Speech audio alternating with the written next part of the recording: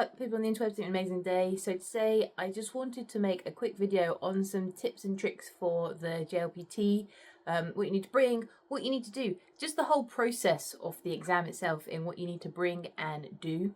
The first thing you need for exams are pencils. So this exam is taken in a pencil. You don't need any pens, get those pens away. You just need pencils, either 2B or HB pencils. That's it. You just need these bad boys and a eraser or rubber if you're from the UK.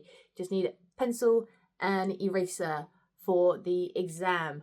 And also just make sure, to be honest, for the exam, bring like a good chunk of pencils, have them sharp, and put 3 or 4 on the desk, just in case something happens to the pencils, you've just got like a backup pencil. Like, it's just better to be safe than sorry for the exam. So make sure you've got a good chunk of pencils ready to go, and make sure they are definitely HB or 2B, because if they are not, there is a chance that when you have finished the exam and the piece of paper goes into the machine to mark it, it might not recognize or might not pick up your answers. So really important, it's either those 2 pencil shades or your answers may not actually get marked for the exam. So make sure they're the right ones. Also, I am a big fan, make sure you bring an old-fashioned watch with you to mark the time, just because it has to be an old-fashioned one. Don't bring a digital watch. You know, make sure it's just a simple plain watch like this, because there is a potential chance your exam may not have a big clock on the wall. And for me, this was some really helpful advice I was given, because when I went into my exam, I looked around and I couldn't see a clock, and I thought, oh damn, those rumours are true. There is a chance that you go into the exam room and there will not be a clock. I was very happy I brought in this watch, and what I did with my pencil, every time the exam started, with the pencil I just kind of marked when the finish time was, so then I could just kind of keep an eye on, like, this was the time the exam's going to finish, and like 5 minutes before I need to kind of get near to being a finish. So that was another good thing I did with a clock like this. With your pencil, just kind of dig the end minute, or when the exam's meant to finish, just dig it in, so then you know how long you have left for the exam. Because in the exam, they will not count you down. They will not go, there's 5 minutes left, there's 10 minutes left. They will not give you a warning. They will just go, okay, exam is over, pens down.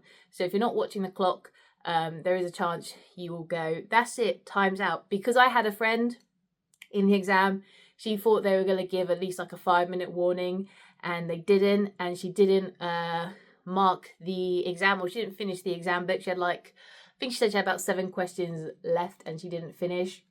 So they were blank, which is absolutely painful, because to be honest, 7 blank questions, there's a high chance you're probably going to fail the exam, because the only way you could probably pass it is you'd have to make sure all the other questions you did do were all right.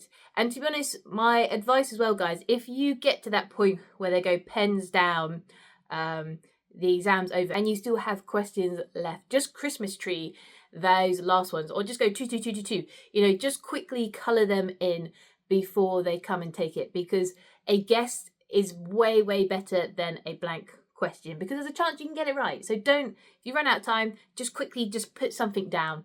Just do it, just colour it. It's multiple choice. All you've got to do is do a quick circle. So don't waste your time on blank questions. But the thing for my exam, the clock was actually right behind me, so I couldn't see it where I was placed. So that's also another thing to watch out, where the room could actually have a clock, but where you get placed in the exam, you might not see it. So really helpful. It's better to be safe than sorry.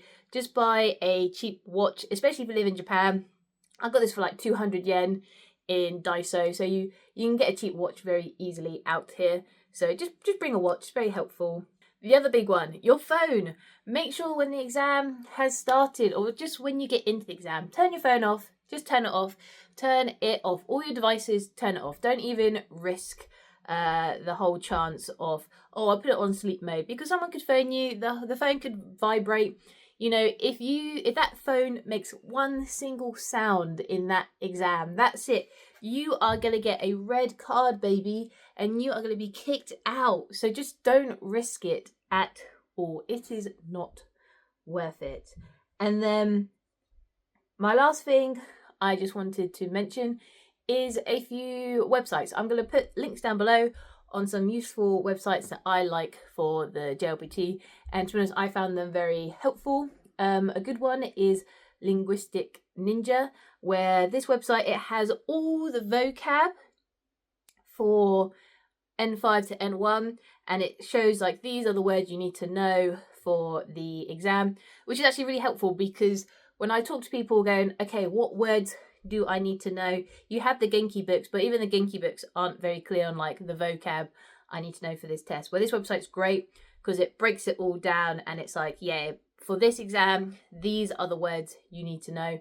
So really, really, really helpful. Another website I do really like, but this also, it depends on you guys if you want to pay for it, is I really like Japanese Pod 101. So I paid for the middle membership the last 2 years, and I'm a big fan of this website because I really like how the podcasts, they break down every single part of like a Japanese word, how to use it. They put it in a story.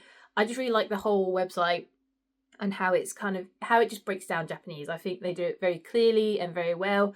I think if I didn't pay for this membership, I'm not sure if I would have passed my exam, but I just like it. It's a nice resource that it has it broken down clearly, and it can be kind of, you can do it whenever.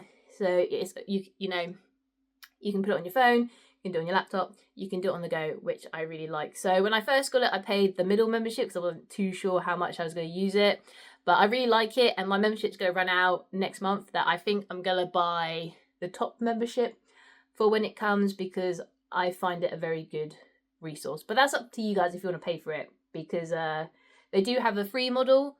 They do have a free version, which is good. But if you want more access to things, then you have to pay. But for me, I think it's a very good resource, and I do think it's kind of worth the money.